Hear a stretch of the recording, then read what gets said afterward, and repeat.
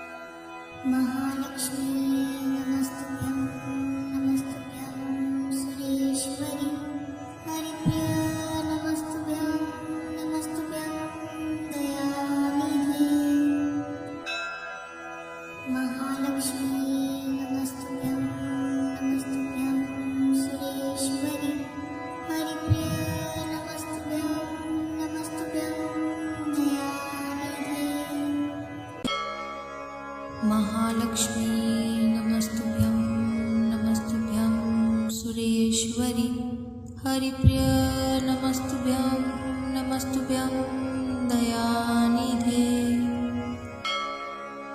महालक्ष्मी नमस्तुभ्यं नमस्तुभ्यं सुरेश्वरी हरिप्रिय नमस्तुभ्यं नमस्तुभ्यं दयानिधे महालक्ष्मी नमस्तुभ्यं नमस्तुभ्यं सुरेश्वरी हरिप्रिय नमस्तुभ्यं नमस्तुभ्यं दयानिधे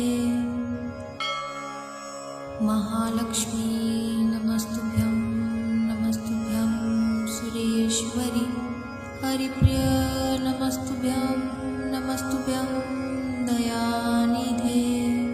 नमस्तुभ्यं नमस्तुभ्यं दयानिधे महालक्ष्मी नमस्तुभ्यं नमस्तुभ्यं सुरेश्वरी हरिप्रिय नमस्तुभ्यं नमस्तुभ्यं दयानिधे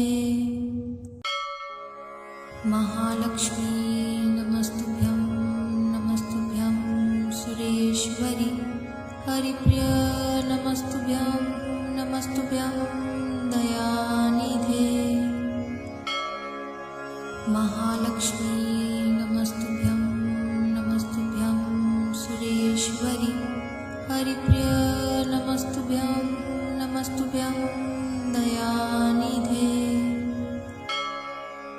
महालक्ष्मी नमस्तुभ्यं नमस्तुभ्यं सुरेश्वरि हरिप्रिय नमस्तुभ्यं नमस्तुभ्यं दयानिधे महालक्ष्मी नमस्तुभ्यं नमस्तुभ्यं सुरेश्वरि हरिप्रिय नमस्तुभ्यं नमस्तुभ्यं दयानिधे महालक्ष्मी नमस्तुभ्यं नमस्तुभ्यं सुरेश्वरि हरिप्रिय नमस्तुभ्यं नमस्तुभ्यं दयानिधे महालक्ष्मी नमस्तुभ्यं नमस्तुभ्यं सुरेश्वरि हरिप्रिय नमस्तुभ्यं नमस्तुभ्यं दयानिधे महालक्ष्मी नमस्तुभ्यं नमस्तुभ्यं सुरेश्वरि हरिप्रिय नमस्तुभ्यं नमस्तुभ्यं दयानिधे महालक्ष्मी नमस्तुभ्यं नमस्तुभ्यं सुरेश्वरि हरिप्रिय नमस्तुभ्यं नमस्तुभ्यं दयानिधे महालक्ष्मी नमस्तुभ्यं नमस्तुभ्यं सुरेश्वरि हरिप्रिय नमस्तुभ्यं नमस्तुभ्यं दयानिधे महालक्ष्मी नमस्तुभ्यं नमस्तुभ्यं सुरेश्वरि हरिप्रिय नमस्तुभ्यं नमस्तुभ्यं दयानिधे महालक्ष्मी नमस्तुभ्यं नमस्तुभ्यं सुरेश्वरि हरिप्रिय नमस्तुभ्यं नमस्तुभ्यं दयानिधे महालक्ष्मी नमस्तुभ्यं नमस्तुभ्यं सुरेश्वरि हरिप्रिय नमस्तुभ्यं नमस्तुभ्यं दयानिधे महालक्ष्मी नमस्तुभ्यं नमस्तुभ्यं सुरेश्वरि हरिप्रिय नमस्तुभ्यं नमस्तुभ्यं दयानिधे महालक्ष्मी नमस्तुभ्यं नमस्तुभ्यं सुरेश्वरि हरिप्रिय नमस्तुभ्यं नमस्तुभ्यं दयानिधे महालक्ष्मी नमस्तुभ्यं नमस्तुभ्यं सुरेश्वरि हरिप्रिय नमस्तुभ्यं नमस्तुभ्यं दयानिधे महालक्ष्मी नमस्तुभ्यं नमस्तुभ्यं सुरेश्वरि हरिप्रिय नमस्तुभ्यं नमस्तुभ्यं दयानिधे महालक्ष्मी नमस्तुभ्यं नमस्तुभ्यं सुरेश्वरि हरिप्रिय नमस्तुभ्यं नमस्तुभ्यं दयानिधे महालक्ष्मी नमस्तुभ्यं नमस्तुभ्यं सुरेश्वरि हरिप्रिय नमस्तुभ्यं नमस्तुभ्यं दयानिधे महालक्ष्मी नमस्तुभ्यं नमस्तुभ्यं सुरेश्वरि हरिप्रिय नमस्तुभ्यं नमस्तुभ्यं दयानिधे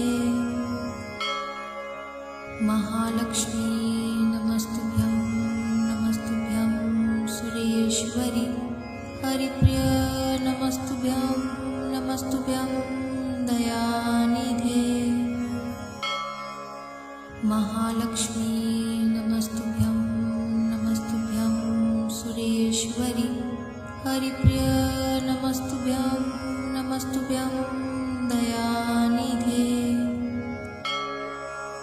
महालक्ष्मी नमस्तुभ्यं नमस्तुभ्यं सुरेश्वरि हरिप्रिय नमस्तुभ्यं नमस्तुभ्यं दयानिधे महालक्ष्मी नमस्तुभ्यं नमस्तुभ्यं सुरेश्वरि हरिप्रिय नमस्तुभ्यं नमस्तुभ्यं दयानिधे।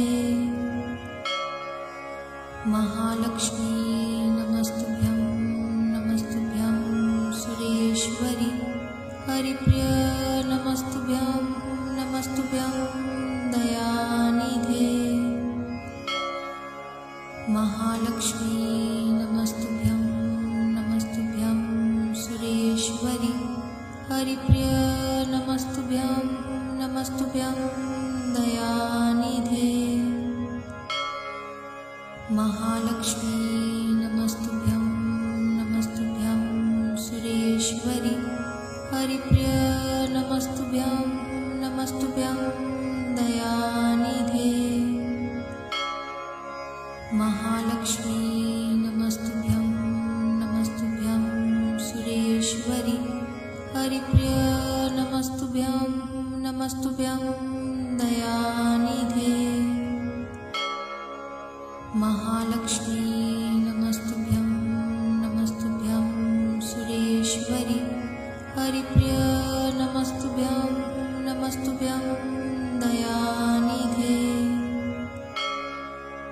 महालक्ष्मी नमस्तुभ्यं नमस्तुभ्यं सुरेश्वरी हरिप्रिय नमस्तुभ्यं नमस्तुभ्यं दयानिधे। महालक्ष्मी नमस्तुभ्यं नमस्तुभ्यं सुरेश्वरी हरिप्रिय नमस्तुभ्यं नमस्तुभ्यं दयानिधे। महालक्ष्मी नमस्तुभ्यं नमस्तुभ्यं सुरेश्वरी हरिप्रिय नमस्तुभ्यं नमस्तुभ्यं दयानिधे। महालक्ष्मी नमस्तुभ्यं नमस्तुभ्यं सुरेश्वरी हरिप्रिय नमस्तुभ्यं नमस्तुभ्यं दयानिधे।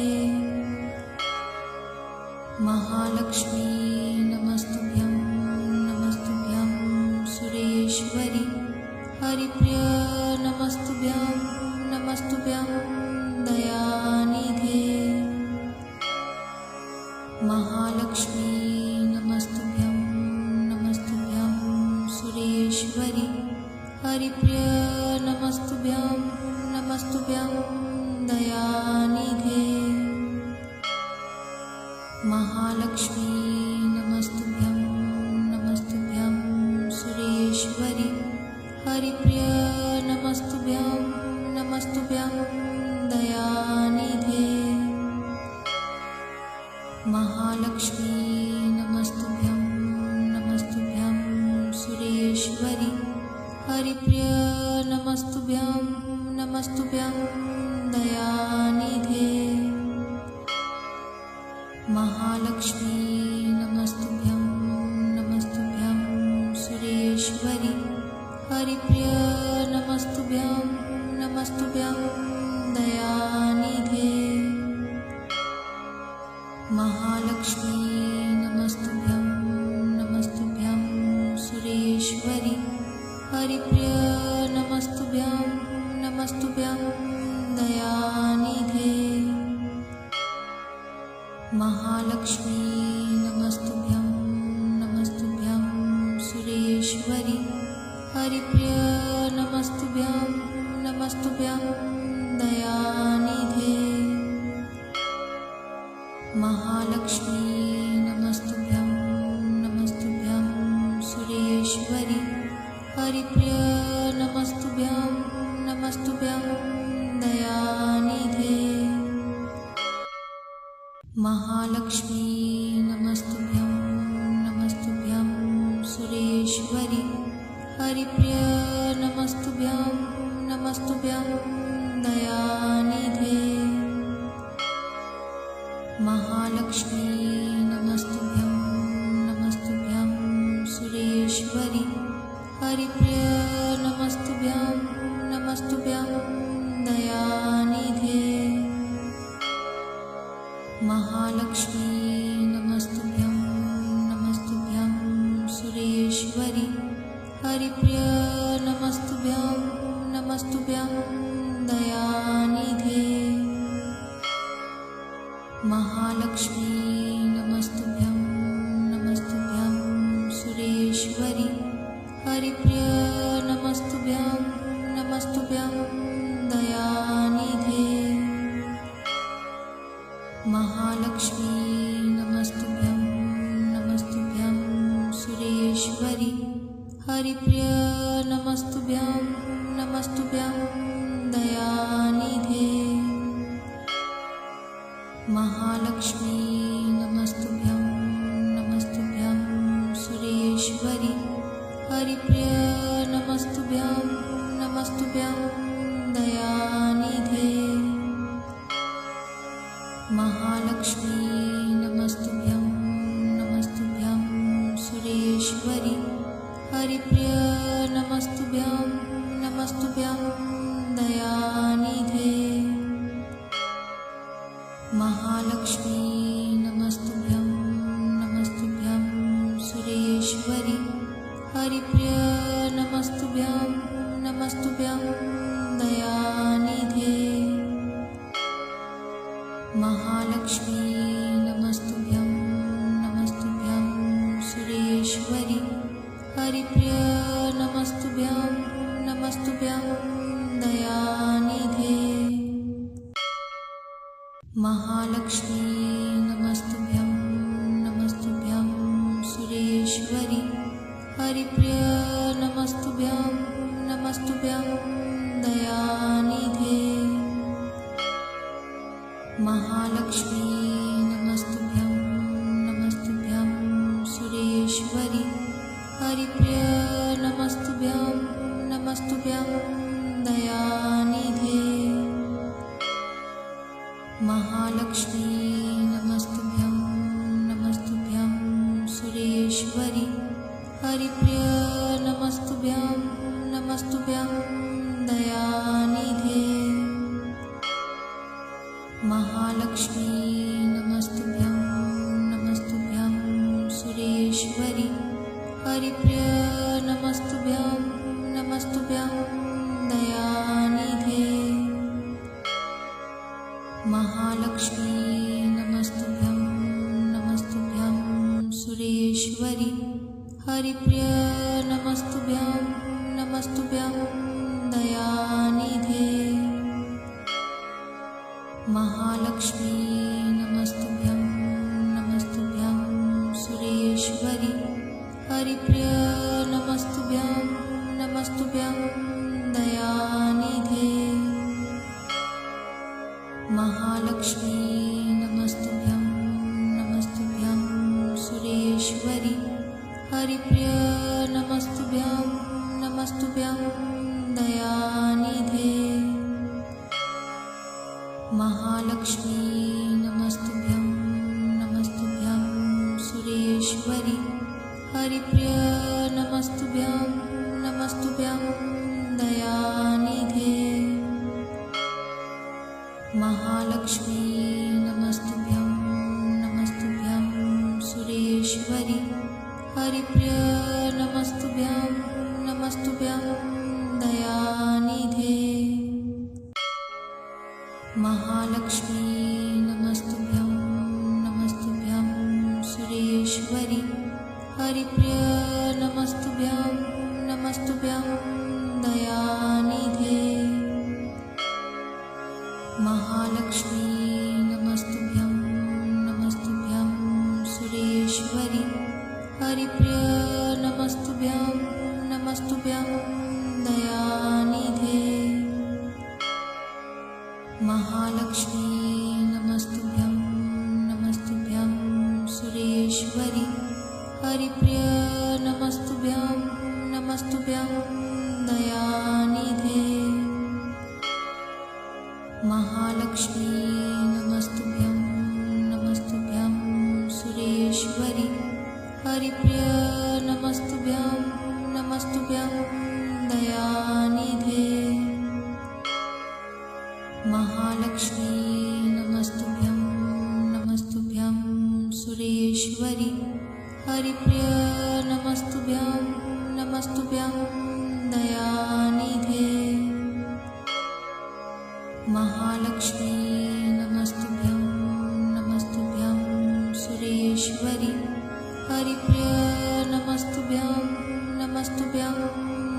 दयानिधे। महालक्ष्मी नमस्तुभ्यं नमस्तुभ्यं सुरेश्वरि हरिप्रिय नमस्तुभ्यं नमस्तुभ्यं दयानिधे। महालक्ष्मी नमस्तुभ्यं नमस्तुभ्यं सुरेश्वरि हरिप्रिय नमस्तुभ्यं नमस्तुभ्यं दयानिधे। महालक्ष्मी नमस्तुभ्यं नमस्तुभ्यं सुरेश्वरि हरिप्रिय नमस्तुभ्यं नमस्तुभ्यं दयानिधे।